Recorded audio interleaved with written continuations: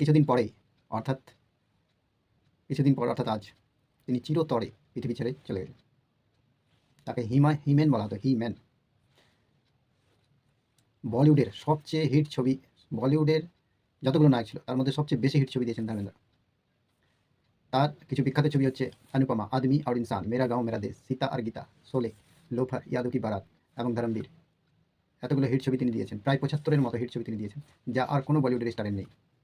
Amitabh 57টি hit ছবি দিয়েছেন, রাজেশ খান্না 42টি, শাহরুখ খান 35টি এবং সালমান খান 38টি। কিন্তু একটা জিনিস, যে এতগুলো হিট ছবি দেওয়ার পরেও কেন তাকে সুপারস্টার বলা হতো না? সুপারস্টার তকমা তার সঙ্গে লাগেনি, কারণ তার ফ্লপ ছবি ছিল 150-র উপরে। 150-র উপরে তিনি ফ্লপ ছবিও দিয়েছিলেন, যা ছিল বলিউড স্টারদের মধ্যে দ্বিতীয় সর্বোচ্চ। সম্ভবত এই কারণেই সুপারস্টার তকমা তার সঙ্গে লাগেনি। 80 বছর বয়সে তিনি মারা গেলেন।